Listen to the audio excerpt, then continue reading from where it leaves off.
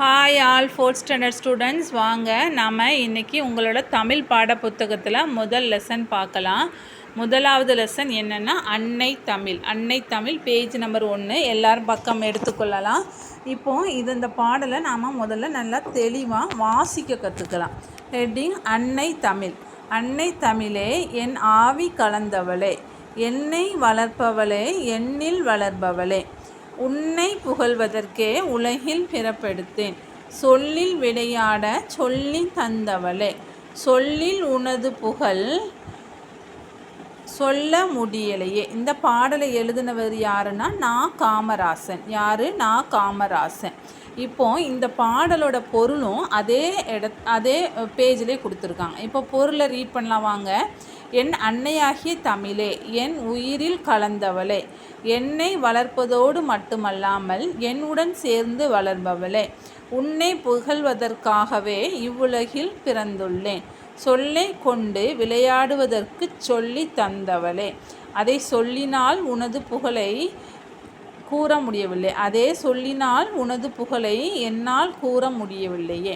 இதற்கு அர்த்தம் என்னென்னா, என் அன்னையாகிய தமிழே, எனக்கு தாயாகிய தமிழே, என் உயிரில் கலந்தவளேனா என்னது?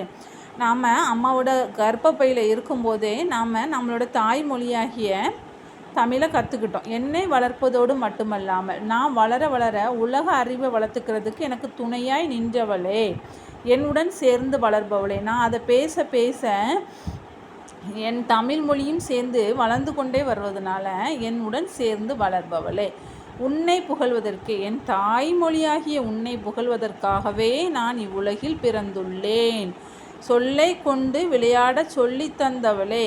நாம் தமிழில் பல வார்த்தைகளை கொண்டு பேசுகிறோம், விளையாடுறோம், புது புது வார்த்தைகள் கற்றுக்குறோம், நம்மளோட எண்ணங்களை வெளிப்படுத்துகிறோம்.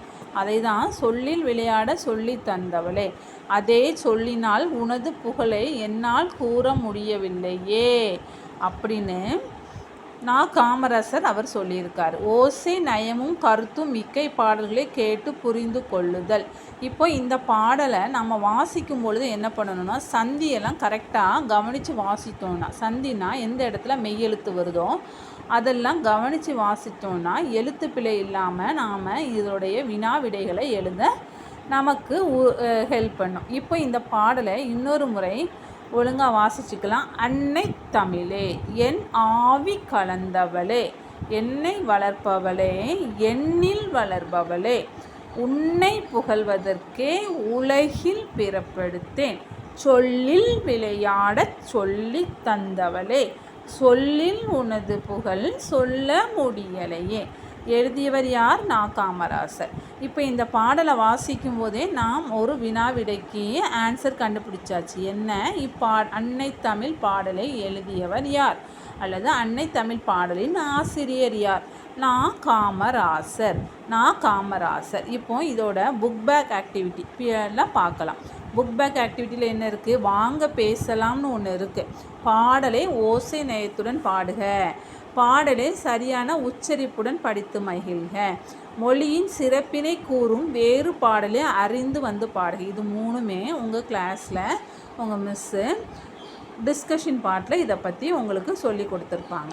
இப்போ படிப்போம், சிந்திப்போம், எழுதுவோம்னு இருக்கா? சரியான சொல்லை தெரிவு செய்து எழுதுவோம். அதுக்கு போகலாமா? அன்னை ப்ளஸ் தமிழை என்பதை சேர்த்து எழுத கிடைக்கும் சொல். இது சேர்த்து எழுதுறது. 2 வார்த்தைகள் இருக்கும், நம்ம அதை சேர்த்து எழுதும்போது அதில் என்ன பண்ணுவோம்? மெய்யெழுத்தை ஆட் பண்ணி எழுத வேண்டியது வரும். இப்போது அன்னை ப்ளஸ் தமிழே, அன்னை தமிழே, இதுக்கான ஆன்சர் அன்னை தமிழே. பிறப்பெடுத்தேன், இச்சொல்லை பிரித்தெழுத கிடைப்பது பிறப்பு ப்ளஸ் எடுத்தேன், இதுக்கான ஆன்சரும் அடுத்து மறந்துன்னை, இச்சொல்லை பிரித்தெழுத கிடைப்பது மறந்து ப்ளஸ் உன்னை, ஆப்ஷன் இ.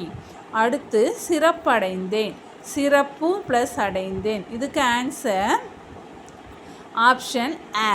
அடுத்து எண்ணில் என்ற சொல்லின் பொருள் எனக்குள், எண்ணில் எனக்குள், ஆப்ஷன் நெடில் இ. இப்போ எல்லாரும் இதுக்கான ஆன்சரை மார்க் பண்ணியிருப்பீங்கன்னு நம்புகிறேன். அடுத்த பேஜ் போகலாம் வாங்க. அடுத்த பேஜில் நமக்கு இருப்பது வினா விடை. சொல்லில் விளையாட சொல்லி தந்தவள் யார்? சொல்லில் விளையாட சொல்லி தந்தவள் தமிழ் அன்னை அல்லது அன்னை தமிழ்னு எழுதிக்கலாம். எதை சொல்ல முடியவில்லை என்று இப்பாடலின் ஆசிரியர் குறிப்பிடுகிறார்?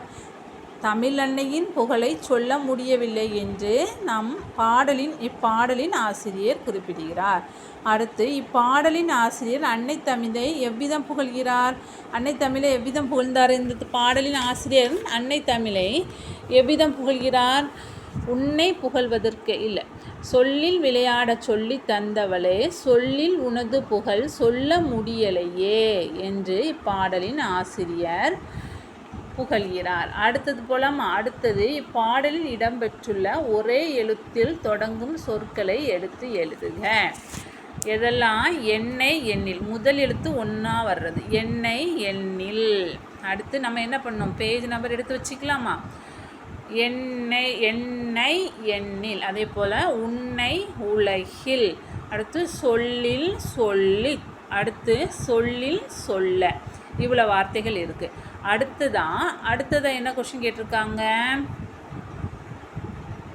இப்பாடலில் இடம்பெற்றுள்ள ஒரே ஓசையில் முடியும் சொற்களை எடுத்து எழுதுக. பாடல் எடுத்துக்கோங்க. பாடலில் ஒரே ஓசையில் முடியும் சொற்கள், அங்கே ஃபஸ்ட்டு என்ன கொடுத்துருந்தாங்க? கலந்தவளே கொடுத்துருந்தாங்க. அதை தொடர்ந்து நம்ம என்னெல்லாம் எழுதலாம்? வளர்பவளே, வளர்ப்பவளே, தந்தவளே, கொடுத்தவளே, இவ்வளோ எழுதலாமா? முடியலையே, இதெல்லாம் இதோட ஆன்சராக எழுதிக்கலாம். இப்போது நம்ம அடுத்த பேஜ் போகலாம். அடுத்த பேஜில் ஒரு பாடல் கொடுத்துருக்காங்க, அழகான ஒரு பாடல் கொடுத்துருக்காங்க. இப்போ அந்த பாடலை இயற்ற போகிறது யார்? நீங்கள் தான். ஃபில்லப்ஸ் எல்லாம் ஃபில் பண்ணி நீங்கள் தான் பாடல் எழுத போகிறீங்க.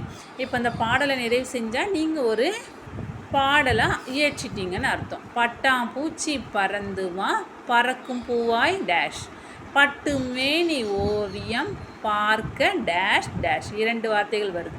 தொட்டு டேஷ் பார்க்கவா, தோழனாக டேஷ் டேஷ். இப்போ இதில் நம்ம என்ன வார்த்தைகள் நிரப்பலாம்? பட்டாம்பூச்சி பறந்து வா, பறக்கும் பூவாய் பறந்து வா, பட்டு மேனி ஓவியம் பார்க்க நீயும் ஓடிவா, தொட்டு உன்னை பார்க்கவா, தோழனாக நானும் பழகவா. அழகான பாடலை நிறைவு பண்ணியாச்சு. அடுத்தது சொல் உருவாக்கலாமா. இதில் பல எழுத்துக்கள் கொடுக்கப்பட்டிருக்கு. இதுலேருந்து நீங்கள் சொற்கள் உருவாக்கலாம். என்ன சொற்கள்லாம் உருவாக்கலாம் பாருங்கள். தை, தமிழ் மாதத்தின் முதல் மாதம் தை. தை எழுதலாமா? பொங்கல் நம்ம எப்போ கொண்டாடுவோம்? தை மாதத்தில் கொண்டாடுவோம். ஸோ தைன்னு எழுதிக்கலாம். அடுத்ததான் தந்தை எழுதிக்கலாம். எங்கே இருக்குன்னு தேடுங்க. இந்தை, தந்தை. மூன்றாவதாக குளவி எழுதிக்கலாம். நான்காவதாக தமிழ் எழுதிக்கலாம். 4 வார்த்தைகள் எழுதலாம். இப்போது அடுத்த பேஜ் போகலாம். அடுத்த பேஜில் வண்ணம் தீட்டி மகிழ்வோம், அழகான ஒரு நாய்க்குட்டி பிக்சர். இதுக்கு நீங்கள் யாரெல்லாம் அவங்களுக்கு பிடிச்ச வண்ணம்லாம் தீட்டி என்ஜாய் பண்ணலான்னு பார்க்கலாம். உங்களுக்கு பிடிச்சிருக்கோன்னு நம்புகிறேன். அடுத்து அறிந்து கொள்வோம்ல என்ன கொடுத்துருக்காங்க? தமிழ் செல்வி, தமிழரசன் என்பன போல தமிழ் மொழியை மட்டும் பெயராக பயன்படுத்த முடியும். தமிழ் மொழியை மட்டுமே வச்சு குழந்தைங்களுக்கு அழகான பேர்லாம் வைக்க முடியுமா? யாரோட பேர்கள்லாம் தமிழை சார்ந்து இருக்குன்னு எனக்கு கமெண்ட் செக்ஷனில் சொல்லுங்கள். இதோட இந்த ஃபஸ்ட் லெசனுக்குள்ளே புக் ஆக்டிவிட்டி எல்லாமே முடிஞ்சுது. பேஜ் நம்பர் 5 வரைக்கும் நம்ம கம்ப்ளீட் பண்ணிட்டோம். அடுத்த லெசன் அடுத்த வீடியோவில் பார்க்கலாம். நீங்கள் அடுத்தடுத்து நான் போடுற வீடியோ உங்களுக்கு கிடைக்கணுன்னா நீங்கள் பண்ண வேண்டிய ஒரே விஷயம் என்னோடய சேனலை சப்ஸ்கிரைப் பண்ணி வச்சுக்கோங்க. அடுத்தடுத்த வீடியோவை இப்போ அடுத்த லெசன் நீங்கள் பார்த்து அதில் என்னெல்லாம் தெரிஞ்சுக்கிட்டீங்கிறதையும் எனக்கு கமெண்ட் செக்ஷனில் சொல்லுங்கள். அடுத்த லெசன் எடுக்கும் முன்னாடி எல்லாரும் லெசனை ஒரு தடவை ரீட் பண்ணிக்கோங்க. வாங்க அடுத்த வீடியோவில் பார்க்கலாம். டாட்டா, பாய்.